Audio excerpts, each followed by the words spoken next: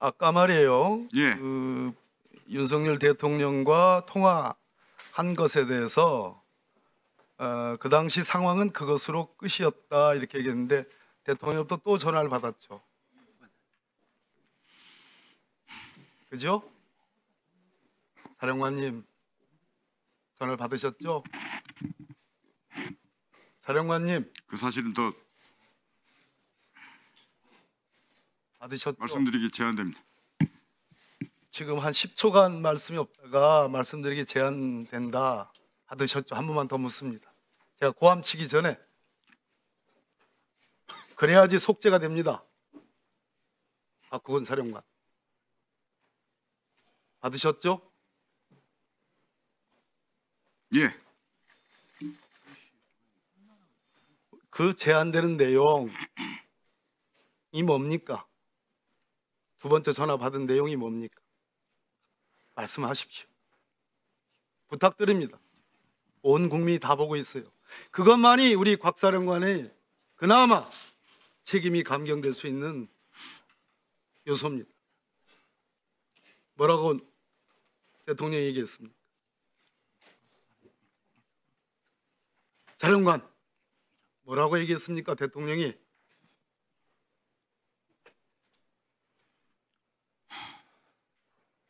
말씀드리기 제한됩니다. 사령관 한 번만 더 부탁합니다. 두 번째 전화 왔을 때 뭐라고 했습니까? 말씀드리기 제한됩니다. 그 시간 두 번째 전화 왔을 때 어디까지 가셨습니까? 사령관은 어디까지 가셨다는 게 어디 있었습니까? 전투 통제실에 있었습니다. 들어가십시오. 책임이 별로 가벼워질 것 같지 않아요. 그러나 대통령의 또 다른 전화를 받았다는 점은 평가합니다. 들어가세요. 정보사령관 나와봐요. 문상호 정보사령관. 시간 좀 끊어주세요. 예, 정보사령관입니다. 아까 야간에 임무를 줄 수 있다 그래서 대기하고 있었다고 그랬잖아요. 예, 그렇습니다.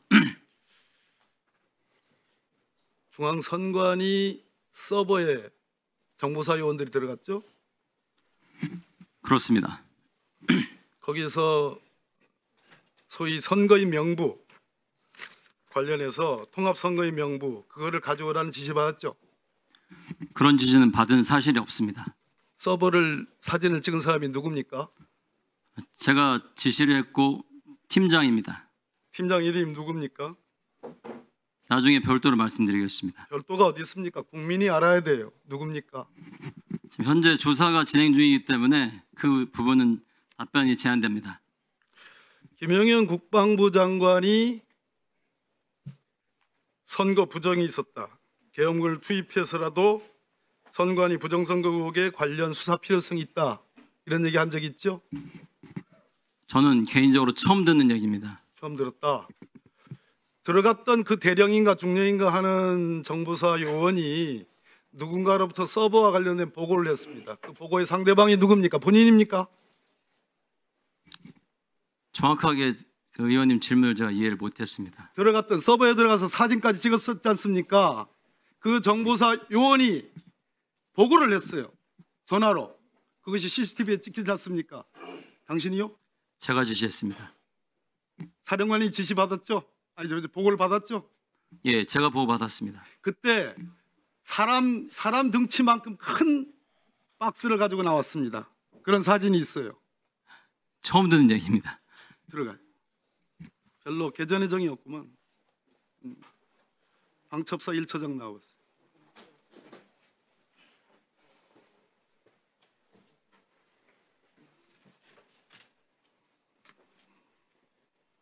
예. 1처장 날 봐요. 예. 대통령이 부정선거 의혹에 대해서 관심을 갖고 있다는 건 알고 있죠? 그거는 좀 모릅니다. 몰라. 예.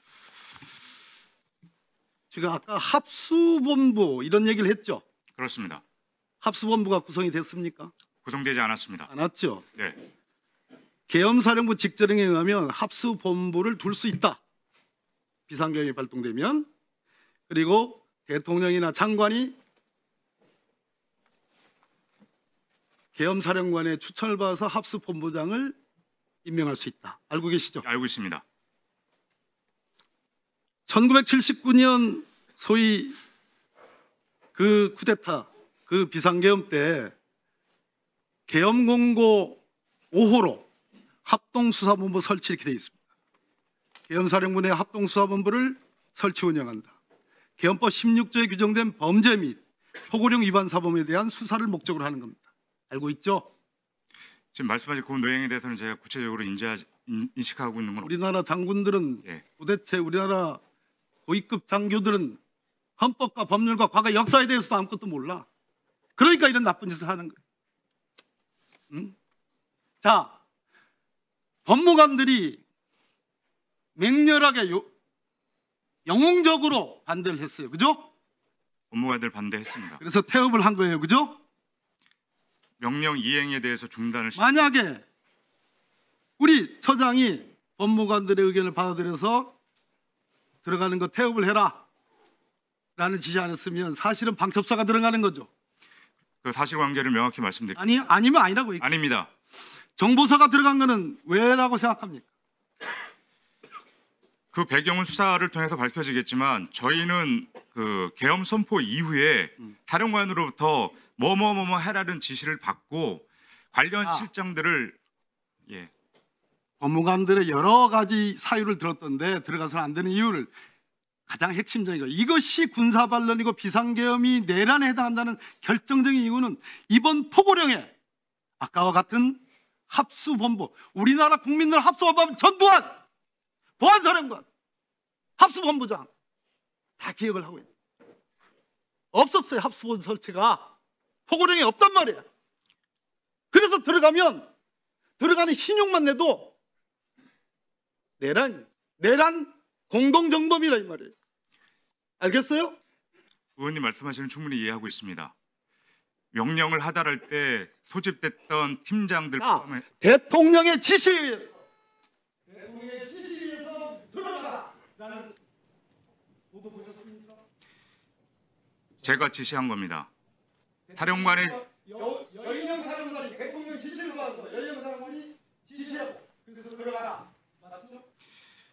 그때 명령 하달을 지금 말씀드립니까? 제가 여인영 사령관에게 지시를 받았던 사항들은 23시 계엄 포고령 1호가 발동이 되고 그 이후에 굉장히 어수선한 상황이었습니다. 중간중간에 전산팀을 꾸려라.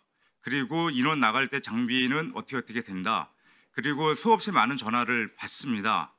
사령관께서. 저 역시 임무 수행을 위해서 임무 편성을 어떻게 해야 될지 고민을 합니다. 밑에 편성된 팀장들도 제 임의로 편성을 했습니다. 왜냐하면 중앙선관위 등 전산센터에 이동하는 인원들이기 때문에 IT에 대한 지식이 있는 인원들이 구성이 되어야 됩니다.